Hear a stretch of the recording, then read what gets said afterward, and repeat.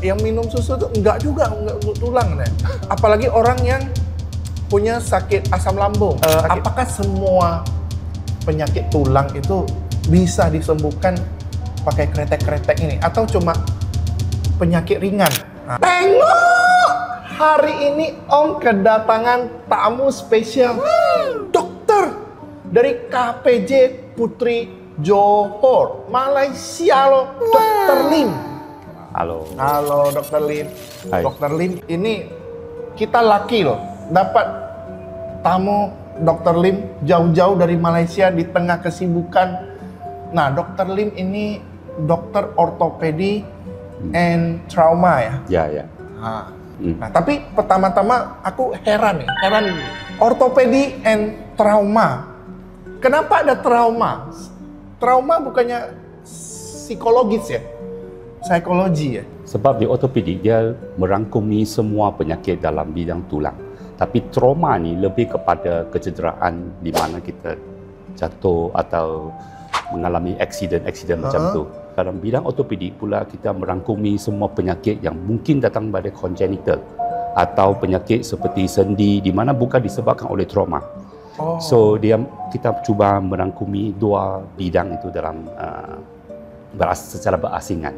Oh, jadi maksudnya mungkin trauma itu spesifik. Ya, kayak misalnya ada cedera trauma itu dia ada memori kecelakaan itu mungkin ya. Nah, boleh dibilang macam gitu ya. Boleh. Ini sok tahu aja ini. Dokter, Om sedikit penasaran. Ngapa pilih kedokteran ortopedi dulu? Kan nah sekolah pilih jurusan ini kan. Biasa orang IT lah atau art gitu loh. Ini kan tulang belulang kan orang. Nah, ngapa suka dengan tulang ini?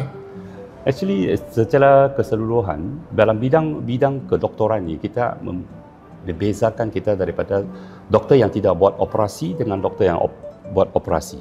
So doktor yang menjalankan operasi kita dipanggil sebagai surgeon, doktor pembedahan. Okay. So dalam bidang pembedahan pun atau sebagai satu surgeon, so kita membuat pembedahan ke atas pesakit.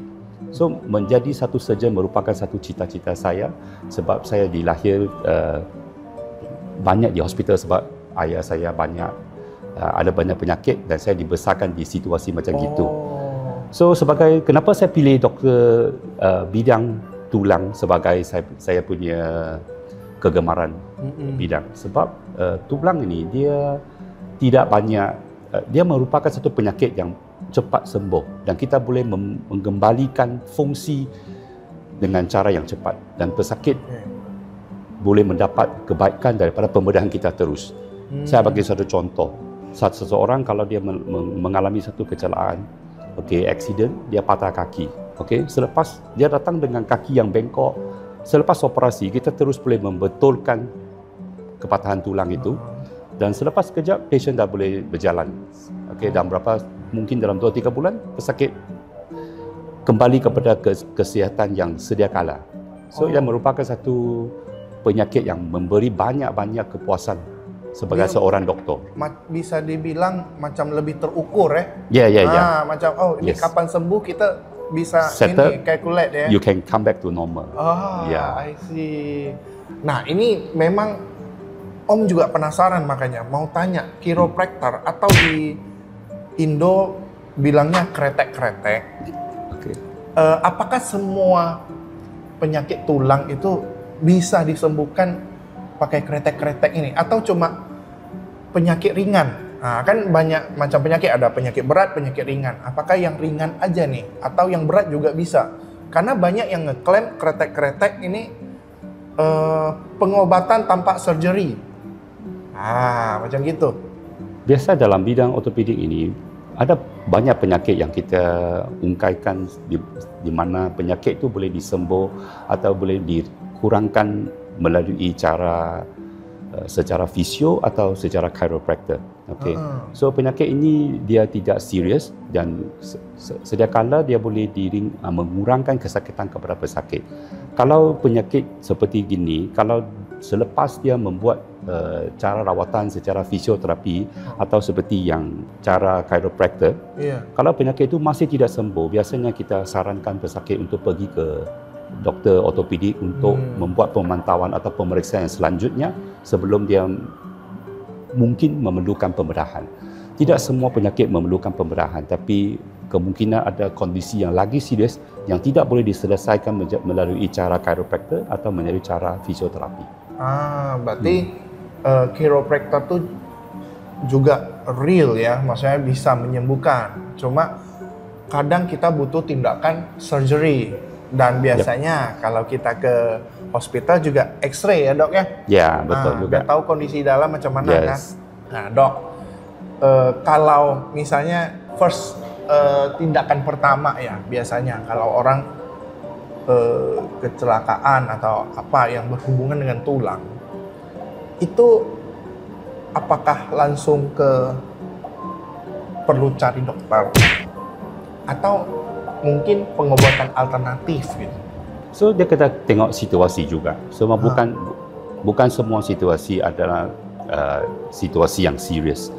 Okay, so situasi yang serius nombor satu, you nampak tulang tu terkeluar terus. Okay, nombor dua, atau you tengok tulang tangan you sudah menjadi tukar bentuk je. Macam tangan sudah bengkok macam tu. So dia merupakan satu kepatahan. Okay, dan memerlukan rawatan yang segera. Okay.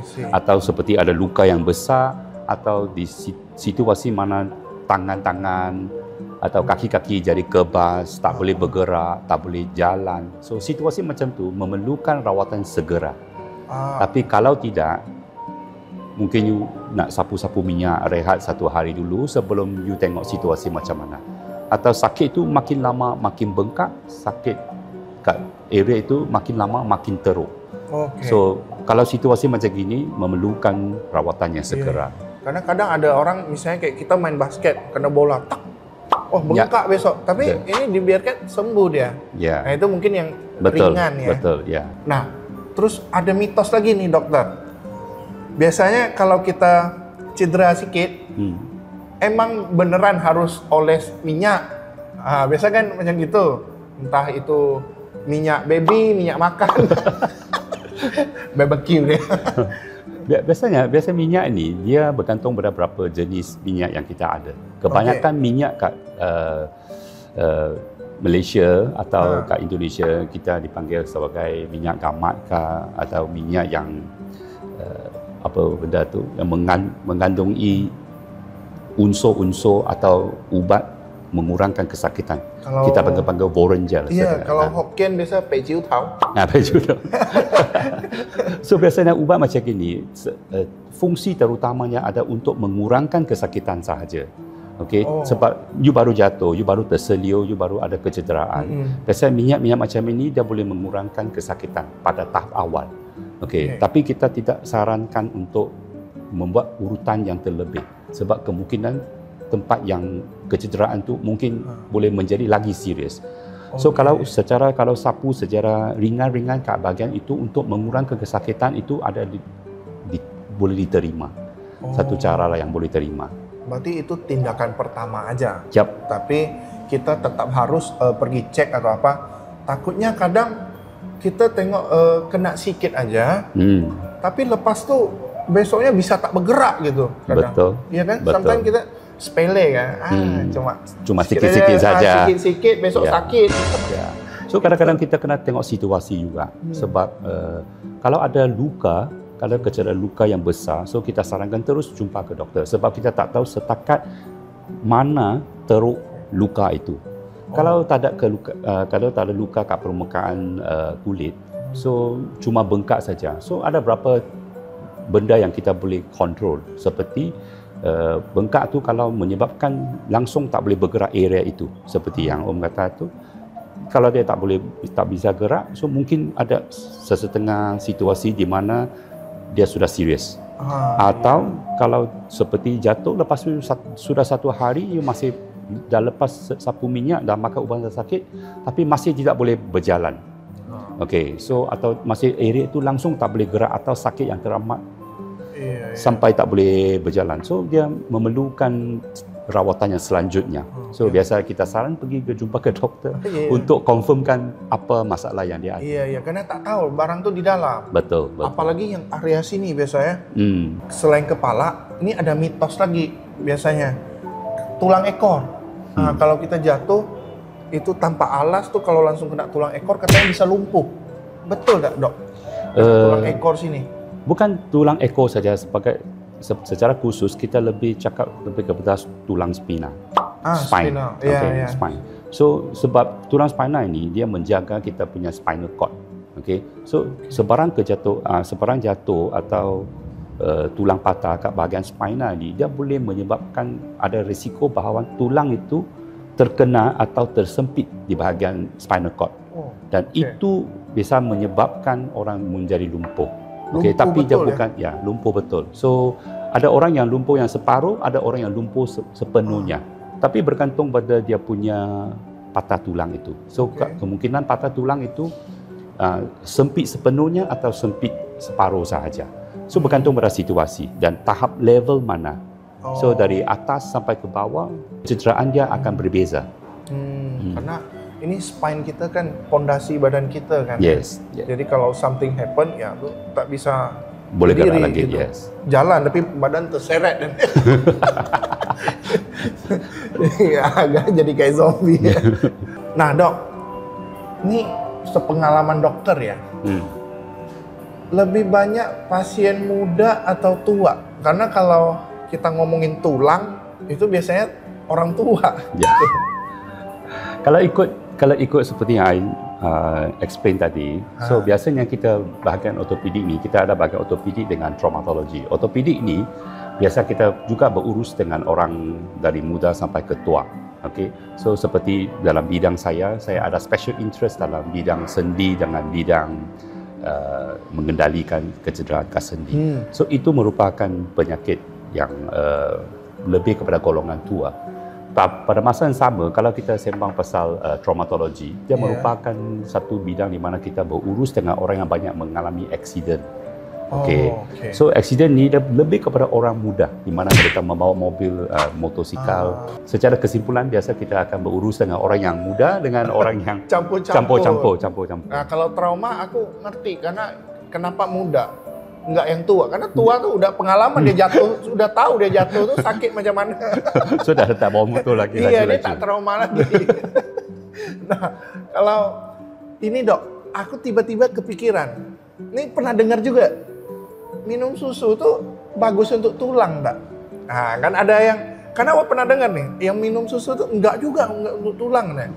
Apalagi orang yang punya sakit asam lambung, sakit MA. Dia karena dia asam lambung, jadi dia ambil basa dari tulang itu untuk nutup asamnya katanya. Makanya susu sebenarnya tak baik juga untuk tulang. Betul tak? Ini langsung Pak Dokter nih. Sebenarnya mitos ini merupakan satu mitos seperti memerlukan setiap hari kita kena explain kepada pasien juga pasal susu ni bagus ke tak untuk tulang. Sebenarnya susu itu membantu untuk menguatkan tulang. Itu fakta. Itu fakta. Tetapi dia merupakan satu benda yang memerlukan masa yang sangat panjang. Seperti satu orang dia mungkin meminum susu dari umur 1 atau 2 sampai umur 40. Compare dengan seseorang kalau dia cuma minum susu selepas dia mengalami kecederaan. So situasi macam gini dia tidak akan membantu. So kalau seseorang yang sudah minum susu yang pada masa jangka yang masa yang panjang, so secara automatik tulang dia akan lebih kuat daripada orang yang tak minum susu langsung. Berarti dia yang sering minum susu tu memang faktanya lebih kuat tulang akan lebih kuat. Kecuali punya bawaan penyakit tertentu ya, kayak tadi saya bilang ada sakit MA mungkin. Dia ada certain situation yang tulang tu disebabkan oleh penyakit lain, bahkan tulang dia rapuh. Tapi masalah mitos seperti ini adalah biasa orang akan sarankan mula minum susu selepas aksiden, selepas buat pembedahan. untuk menguatkan tulang. Iya, Dan benda ini tidak membantu sangat. yang ini yang mitos ya karena Ya, ya. sekian persen aja mungkin Ya, membantu. 3%, ya. Kenapa Om tanya? Karena takutnya orang bilang susu itu bagus untuk tulang. Jangan-jangan itu iklan susu deh. Iya kan bisa jadi kan Ya, ya, ya. iklan susu. Nah kalau bilang susu nggak bagus, nah ini jangan-jangan kompetitor yang ngomong. Jadi, nah susu pun harus lihat susu apa, dia ada plain, ada yang ada sugar kan.